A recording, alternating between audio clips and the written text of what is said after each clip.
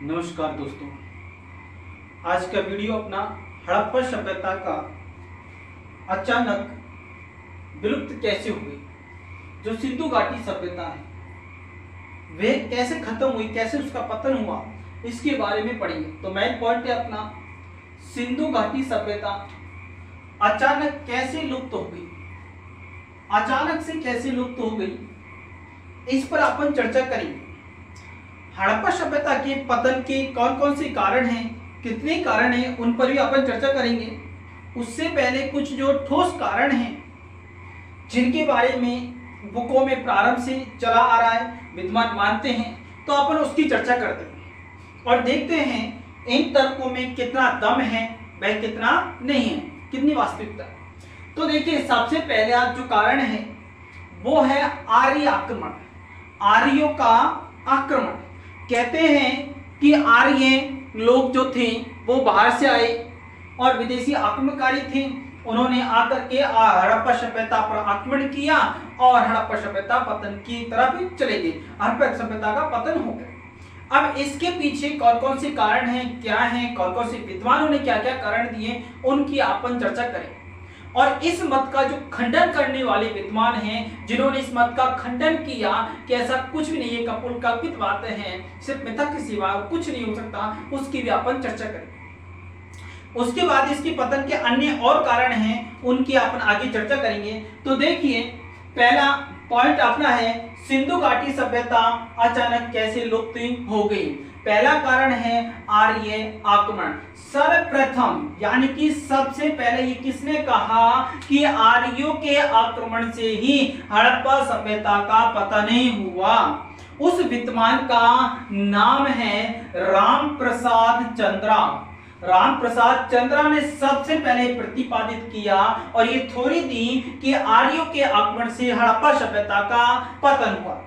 हड़प्पा सभ्यता भारत में पाकिस्तान दोनों देशों में फैली हुई एक विशाल प्राचीन सभ्यता है, जो वर्तमान में नहीं है, काफी समय पहले वो समाप्त हो चुकी थी।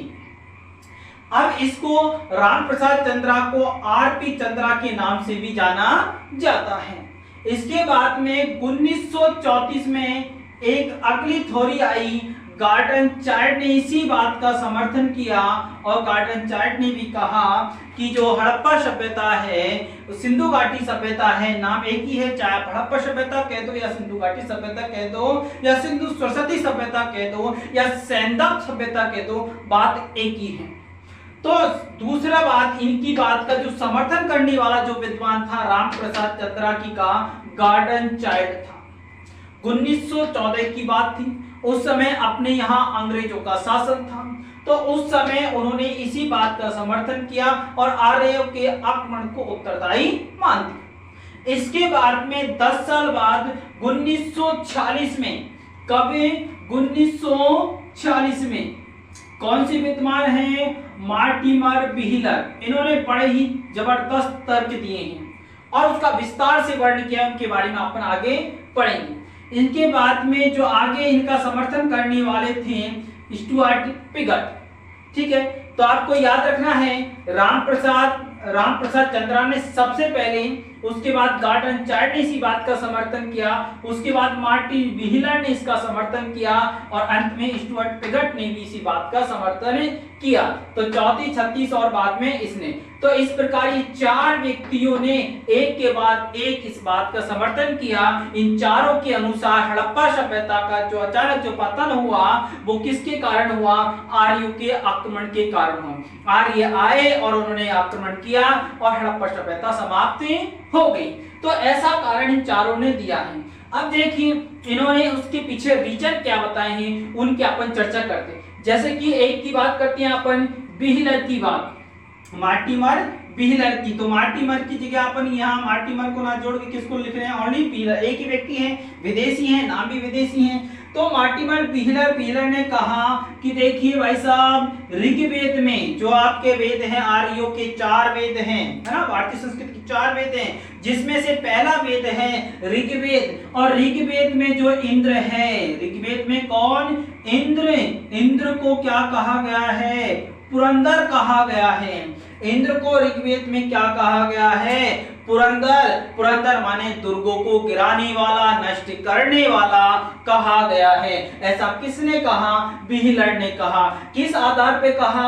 ऋग्वेद के आधार पर कहा। कैसा कहा? इंद्र कैसा व्यक्ति है? लड़ाकू व्यक्ति है और दुर्गों को गिराने वाला है। तो इंद्र को क्या कहा गया है? पुरंदर कहा गया है। कहाँ कहा गया है? ऋग्वेद में कहा गया। अब देखिए ऋग्वेद में हमें और क्या मिलता है? ऋग्वेद में हमें हरूपिया का नाम मिलता है। उन्होंने कहा कि देखिए, किसने? बिहलर ने कहा कि वैसा देखिए ऋग्वेद में जो है हरूपिया मिल रहा है और ये जो हरूपिया ऋग्वेद में है ये हड़प्पा है और कुछ नहीं। हम जिसे हड़प्पा कह रहे हैं उसे ऋग्वेद में हरूप्रिया कहा गया है। तो इस प्रकार इंद्र ने जो आर्य थे, वो जो दुर्गों को गिराने वाले थे, उन्होंने हरूपिया हड़प्पा का पतन किया। इनको हरूपिया और हड़प्पा को बिहलर मौर्य ने जोड़ दिया, ऐसा उनका तर्क है।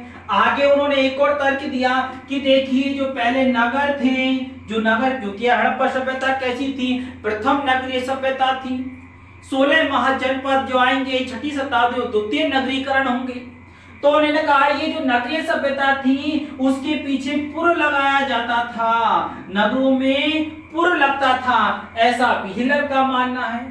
और इस कारण जो हड़प्पा सभ्यता थी वो नगरीय सभ्यता थी क्योंकि उसके पीछे पुर लगा हुआ है। इस प्रकार हरूपिया का पतन आर्यों के माध्यम से ही हुआ और कोई कारण नहीं हो सकता, ऐसा बिहलर मौर्य कहते हैं। और भी वो अपना तर्क मजबूत करने के लिए कहते हैं कि देखिए भाई साहब, ऋग्वेद में हमें दुर्गों का वर्णन मिलता है। किसका मिलता है? दुर्गों का वर्णन हमें कहाँ मिलता है? ऋग्वेद में मिलता है, ऐसा बिहलर मौर्य कहते हैं। और बताते हैं कि जो ऋग्वेद में जो दुर्ग मिलते हैं, कौन से वेद में? ऋग्वेद में, है ना। जो ऋग्वेद में जो दुर्ग हैं वो कैसे हैं? धातु के दुर्ग हैं। कैसे दुर्ग हैं? धातु के, लोहे के मजबूत बने हुए दुर्ग हैं। पत्थर के दुर्गों की जानकारी हमें ऋग्वेद में मिलती है। कच्ची ईंटों से बने दुर्गों की जानकारी मिलती है। शरद ऋतुओं के दुर्गों की जानकारी मिलती है। तो अनेक प्रकार के, या हम कह सकते हैं 4 प्रकार के दुर्गों की जानकारी हमें ऋग्वेद में मिलती है। इस प्रकार आर्यों ने इसका पतन किया। उनका तर्क और मजबूत आगे की तरफ बढ़ता है। इसके साथ साथ आगे कहते हैं जो मोहनजोदड़ो है, हड़प्पा सभ्यता का एक नगर है, मोहनजोदड़ो से 42 नरकंकाल मिले हैं। एक स्थान से 42 नरकंकाल मिले हैं। अब इसका मतलब है कि आर्य आए, उन्होंने 42 जो लोग मिले हैं उनको मारा और उसके कारण उसका पतन हुआ, ऐसा बिहलर मौर्य सिद्ध करने का प्रयास मात्र कर रही और कुछ नहीं है। आगे इसका खंडन होगा तब पता चलेगा कि ये प्रयास है या कपोल कल्पित है, सत्य है, सत्यता अभी बाकी है। तो उन्होंने कहा जो 42 नरकंकाल मिले हैं उनसे ये सिद्ध होता है कि आर्यों ने ही हड़प्पा सभ्यता का पतन किया था। इन 42 में से जो 37 हैं वो भारतीय संग्रहालय यानी कि भारत के संग्रहालयों में रखे हुए हैं, जबकि 5 नरकंकाल पाकिस्तान के संग्रहालयों में रखे हुए हैं। कुल 37 हैं। अब इसका खंडन कौन करते हैं? खंडन करते हैं जॉर्ज टेल्स, ये करते हैं इसका खंडन। अब खंडन में देखिए जॉर्ज टेल्स सर्वप्रथम सबसे पहले यही इसका खंडन करते हैं। वो कहते हैं आर्य आक्रमण का खंडन किया इन्होंने। इनके बाद में जो खंडन करने वाले हैं बीपी काणे हैं, बीपी काणे। उसके बाद में बीबी लाल हैं जो कालीबंगा सभ्यता से भी संबंधित हैं। और अंत में इसका जो जोरदार खंडन किया हड़प्पा आर्य आक्रमण का, पहला जो मैंने अभी तक ये जो तर्क दिए हैं इन सभी के राम प्रसाद चंद्रा, गार्डन चाइल्ड, मार्टी बिहला, स्टुअर्ट और बिहलर ने जो ये सारे तर्क दिए हैं, ऋग्वेद में इंद्र को पुरंदर कहा गया, हरूपिया को हड़प्पा से जोड़ा है, नगर को पुर से, ऋग्वेद के दुर्गों को और मोहनजोदड़ो से मिले कंकालों का। अब इनका खंडन जॉर्ज टेल्स ने सर्वप्रथम किया, है ना, इसका खंडन। उसके बाद में दूसरे नंबर पर बीपी काणे, तीसरे बीबी लाल ने किया और अंत में KUR कनेडी ने इसका खंडन किया। उन्होंने नर कंकालों का विश्लेषण किया। जो नर कंकाल ये 42 मिले हैं, इनका विश्लेषण किया, शोध किया, वैज्ञानिक दृष्टि से परखा कि भाई ये कैसे, इनको क्या मारने से ही इनकी मृत्यु हुई या किसी अन्य कारण से इनकी मृत्यु हुई। उन्होंने लैब में इसका बार-बार विश्लेषण, शोध किया और शोध के बाद में उनको पता चला इन जो 42 नर कंकाल हैं, इनमें से एक की जो मृत्यु हुई थी वो चोट लगने के कारण हुई। यानी कि 42 में से सिर्फ एक ही व्यक्ति चोट लगने के कारण मरा था।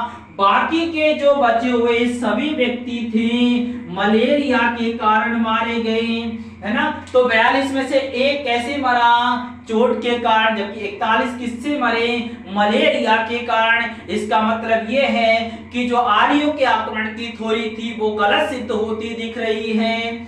आगे उन्होंने सीमेट एच संस्कृति के 37 कंकाल किसी एक काल के नहीं हैं। उन्होंने कहा सीमेट एच संस्कृति के जो 37 कंकाल हैं किसी एक काल के नहीं हैं। मतलब समझना है आपको, जो ये कंकाल जो 42 मिले हैं, जिनमें से उन्होंने 37 का परीक्षण किया, जो 37 कंकाल हैं कोई एक काल के नहीं हैं। कोई पहले का है, कोई उसके बाद का है, कोई उसके बाद का है, तो उनमें अलग अलग समय का अंतर है। इस कारण ये आर्य आक्रमण हो ही नहीं सकता।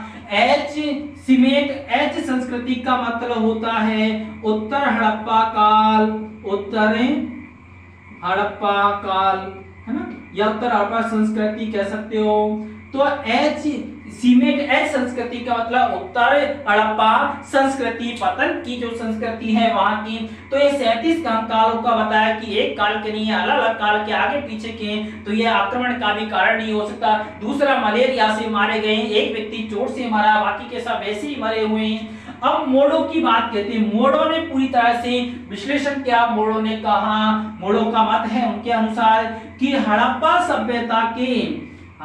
सभ्यता के किसी भी स्थल से, हड़प्पा सभ्यता के जितने स्थल हैं उनमें से किसी भी स्थल से बड़े सैनिक भयंकर जो आक्रमण होते हैं, सैनिक आक्रमण के पुरातात्विक साक्ष्य नहीं मिले। ऐसा एक भी स्थल नहीं है जहां से सैनिक आक्रमण हुए हो और वहां से विशाल में या काफी सारे लोग मारे गए हो। एक भी स्तर से इस प्रकार की जानकारी नहीं मिलती। नोट, इन्होंने कहा कि जो आर्य आक्रमण की थ्योरी है, नोट, इन्होंने क्या कहा, आर्य आक्रमण की जो थ्योरी है, जो इसका जो बखान है वो कैसा है, एक मिथक है। सिर्फ मिथक के सिवाय और कुछ नहीं है, मिथक के अलावा कुछ नहीं है। यानी कि इसको इन्होंने कहा कि ये क्या है, मिथक है। इसके बाद में हम अन्य कारणों की चर्चा करते हैं, जैसे कि बाढ़ का आना, जल प्लावन का होना, पृथ्वी का ऊंचे नीचे होना, है ना। जैसे कहते हैं पहले जो सरस्वती नदी थी वो बहती थी, उसके साथ में सतलज नदी भी उसी में मिलकर के बहती थी, है ना, और यमुना नदी भी सरस्वती में मिलकर के बहती थी। लेकिन भूगर्भ की जो संरचना हुई उससे सरस्वती नदी विलुप्त हो गई, जिसको घग्गर हाकरा नदी के रूप में जाना जाता है।